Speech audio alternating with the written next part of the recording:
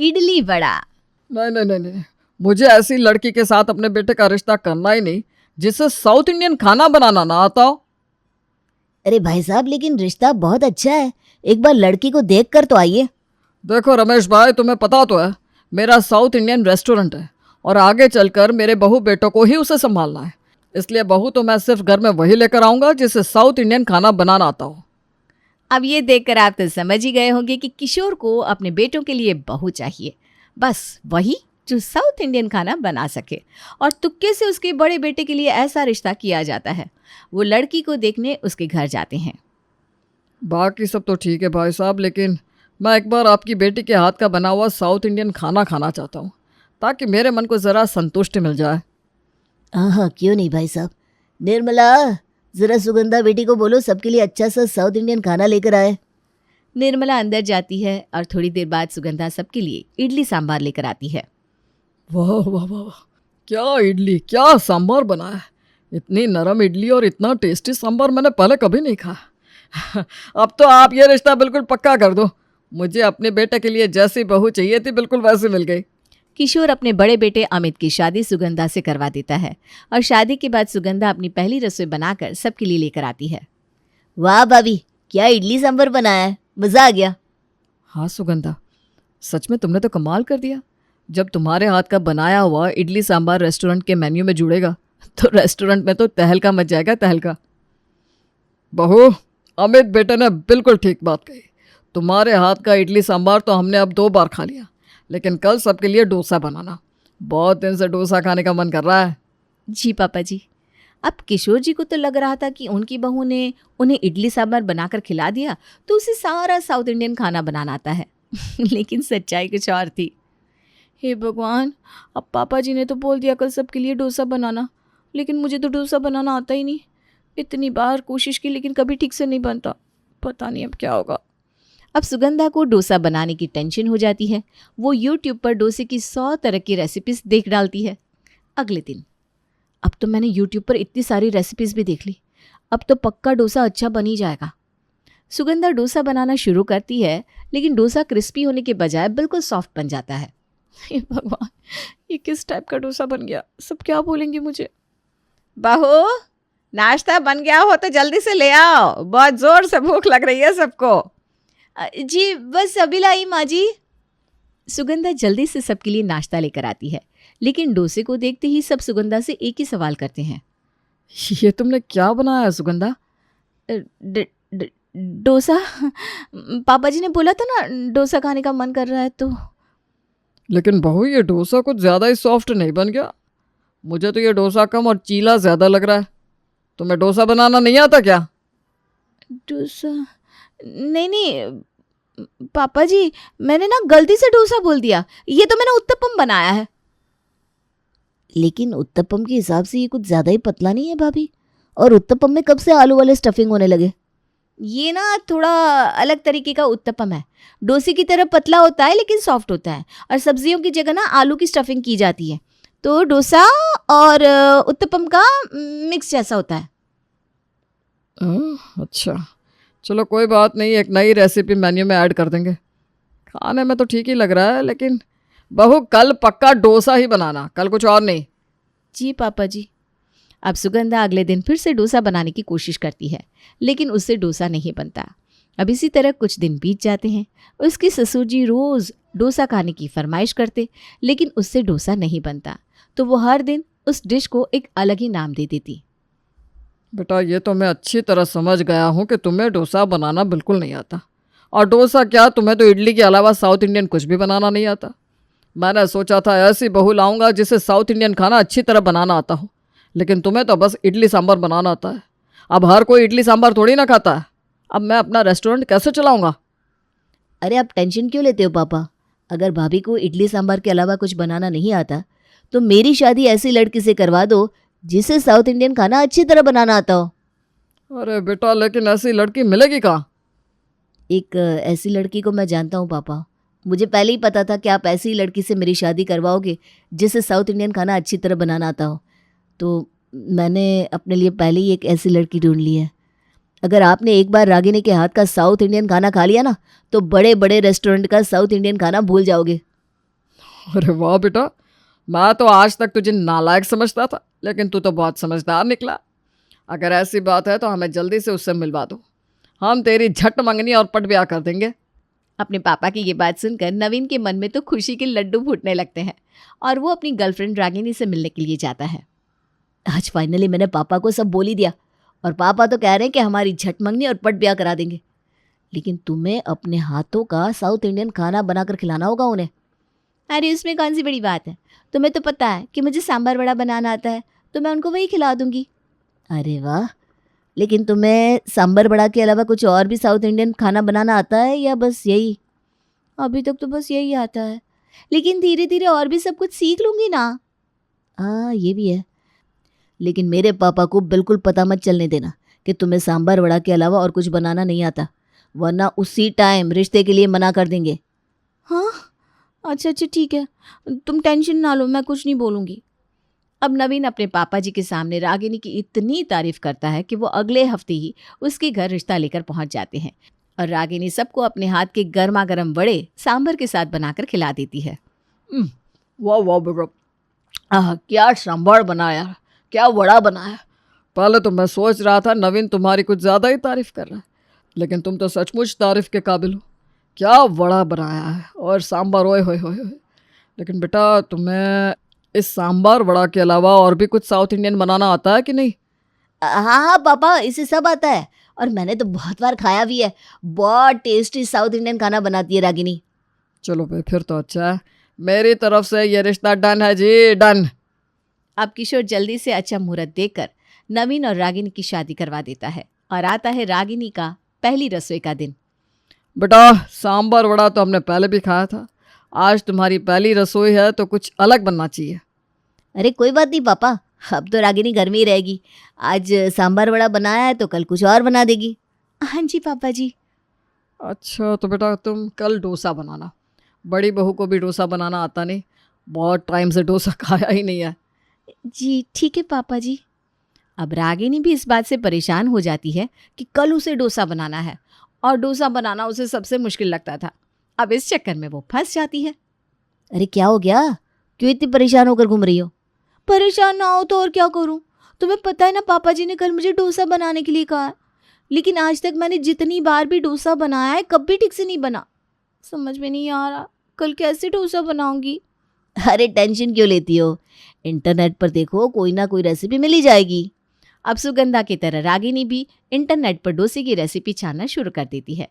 बहुत सारी रेसिपीज उसे मिल भी जाती हैं, लेकिन जब वो उन रेसिपीज को ट्राई करके अगले दिन डोसा बनाती है तो डोसा बनता ही नहीं।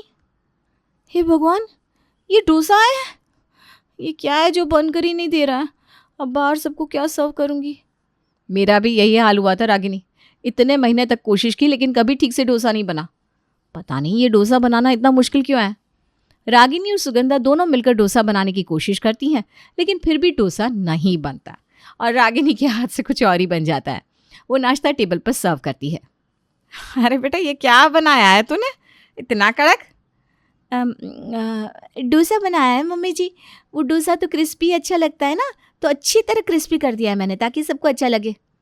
अरे लेकिन अब इसे खाना कैसा है, ये दांतों से तो टूट नहीं रहा। क्या? नहीं नहीं पापा जी, इतना हार्ड थोड़ी ना है। अच्छा जरा एक बार खुद खा कर देखो।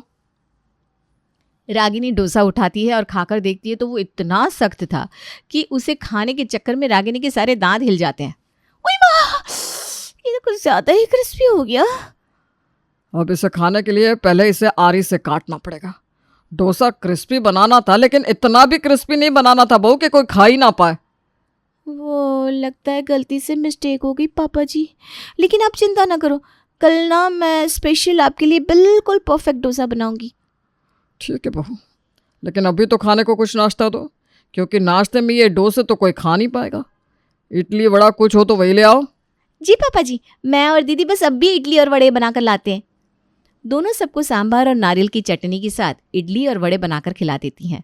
अब अगले दिन फिर से फरमाइश थी उनके ससुर जी की डोसा खाने की, लेकिन आज फिर से रागिनी से डोसा ठीक से नहीं बनता।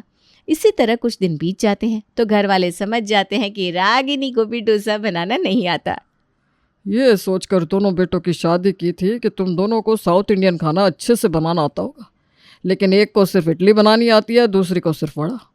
बेटा रेस्टोरेंट में सबसे ज़्यादा लोग डोसा मांगते हैं और मैं किसी और के भरोसे रेस्टोरेंट को आगे छोड़ना नहीं चाहता। कुछ भी करके डोसा बनाना सीखो। पापा जी, डोसा तो हम दोनों को बनाना आता है, लेकिन कहीं ना कहीं दिक्कत आ रही है। हाँ पापा जी, वरना ऐसा कैसे हो सकता है कि हम डोसा बनाने की इतनी कोशिश करें और वो बने ही ना। मुझे तो लगता है जिस तवे पर हम डोसा बनाते हैं ना, वही असली दिक्कत है। हमें डोसा बनाने के लिए एक नया तवा लाना पड़ेगा। अरे बेटा बात जब इतनी सी थी तो पहले क्यों नहीं बताया, नवा तवा ले आते। अरे इसके चक्कर में कितने एक्सपेरिमेंट हो गए और एक ढंग का डोसा खाने को नहीं मिला। अब आप बिल्कुल भी चिंता मत कीजिए पापा जी, हम आज के आज ही मार्केट जाकर नया तवा लेकर आएंगे और कल आपको ना एकदम फ्रेश टेस्टी क्रिस्पी डोसा खिलाएंगे। अब दोनों को यही लगता है कि दिक्कत तवे के अंदर है, इसलिए दोनों मार्केट जाकर डोसा बनाने के लिए नया तवा खरीद कर ले आती हैं। लेकिन अगले दिन वो जैसे डोसा बनाती है, अरे यार समझ में नहीं आ रहा दिक्कत कहाँ है। अब तो नया तवा भी ले लिया लेकिन फिर भी डोसा नहीं बन रहा। अरे तुम हटो, लाओ मैं बनाती हूँ, देखना नए तवे पर अब भी मैं कितनी अच्छी तरह से डोसा बनाती हूँ। रागिनी के बाद अब सुगंधा भी डोसा बनाने की कोशिश करती है, लेकिन डोसा बनाना तो छोड़ो, डोसा तवे पर इतनी बुरी तरह चिपकता है कि लाख कोशिश करने के बाद भी वो तवे से छूटता ही नहीं और पूरे घर में जले हुए डोसे की बदबू फैल जाती है। छी छी छी दीदी, जले हुए डोसे की कितनी गंदी बदबू फैल गई घर में। आप तो रहने ही दो। क्या बोल रही थी? नया तवा आ गया है, अब भी डोसा बनाकर दिखाती हूँ, देखिए क्या बना। पता नहीं यार, मैंने तो तवे को गर्म करके पानी भी छिड़का था, फिर भी पता नहीं ये कैसे चिपक गया। इसका मतलब यही है दीदी कि प्रॉब्लम तवे में नहीं किसी और चीज़ में है। कहीं हम डोसा बनाने के लिए गलत तेल का इस्तेमाल तो नहीं कर रहे? अरे हाँ, हो सकता है। वैसे साउथ में ना लोग ज़्यादातर नारियल का तेल ही खाते हैं, क्या पता नारियल के तेल से अच्छा डोसा बनता हो। अब तवे से घूम फिर कर बात नारियल के तेल पर आ जाती है। दोनों बहुएं मार्केट जाकर नारियल का तेल खरीद कर लाती हैं। आज तो हर हाल में डोसा अच्छा बनेगा ही बनेगा। हमने इसका सीक्रेट जो क्रैक कर लिया है। अब देखना नारियल के तेल से कितने मस्त मस्त डोसे बनेंगे। दोनों अब नारियल का तेल लगाकर डोसा बनाना शुरू करती हैं। नारियल का तेल लगाने के बाद डोसे चिपकते तो नहीं, लेकिन अभी भी वो क्रिस्पी नहीं बन पाते। अरे यार, मैंने तो हार मान ली है। नारियल के तेल से भी डोसे बनाकर देख लिए, लेकिन ये तो क्रिस्पी हो ही नहीं रहे। इसमें थोड़ी सूजी डालते क्या दीदी? तुम्हें पता है ना पापा जी को उन लोगों से कितनी नफरत है जो सूजी से बने इडली और डोसे को साउथ इंडियन खाना कहते हैं। जैसे ब्रेड से बने हुए गुलाब जामुन नहीं होते, वैसे ही सूजी से बना हुआ डोसा डोसा नहीं होता। शक्ल एक जैसी होने से चीज़ एक जैसी नहीं होती रागिनी। बात तो आप ठीक कह रही हो दीदी, लेकिन अब करे तो क्या करें। इतनी कोशिश कर ली, लेकिन ये डोसा है कि बनकर ही नहीं दे रहा। एक बार फिर से इंटरनेट पर इसकी रेसिपी सर्च करें क्या? वैसे तो हम पूरे इंटरनेट के डोसे की रेसिपी देख चुके हैं, लेकिन एक बार और ट्राई कर लेते हैं। क्या पता कुछ अलग मिल जाए जो हमारे काम आ जाए।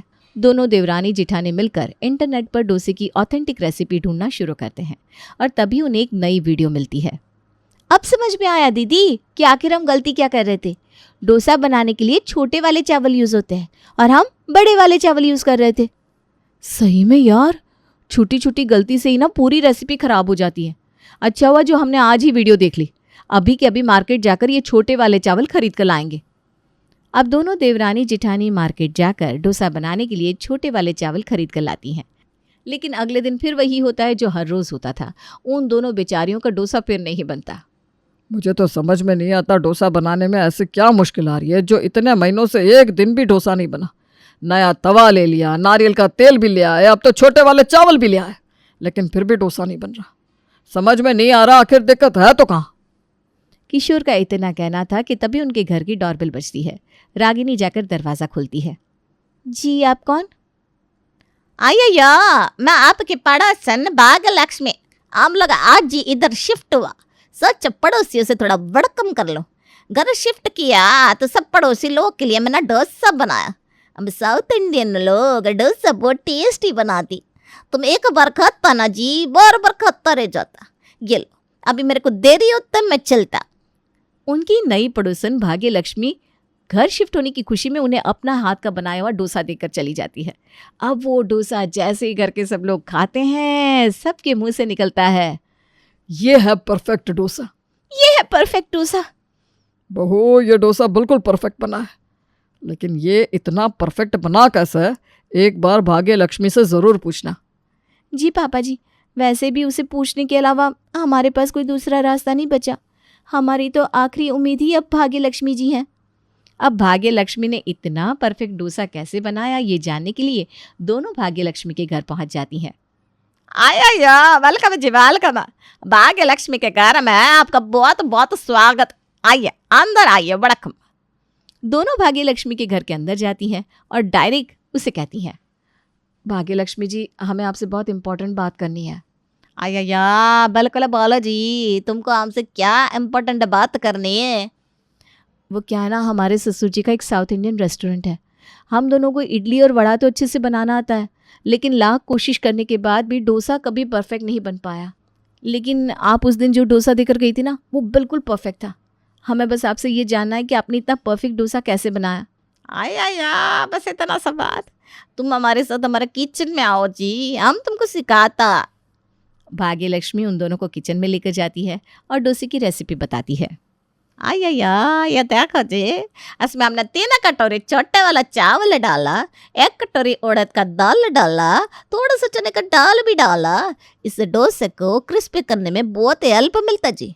अब इसको धो के इसमें मेथी दाना डाल के 3-4 घंटा भिगोने का और इसको पीस कर रात भर परमेंट होने को रख देने का जी। अरे लेकिन आपने इसके अंदर पोहा तो डाला ही नहीं। आया पोहा तो जब डालता जी जब इडली बनाना होता, उसको सॉफ्ट करने के लिए पोहा डालने का, मगर डोसा उसको क्रिस्पी करने का, पोहा नहीं डालने का, वरना डोसा एकदम सॉफ्ट सॉफ्ट हो जाएगा, बिल्कुल अच्छा नहीं बनेगा जी। हो, अब समझ में आई बात कि हमारी गलती क्या थी।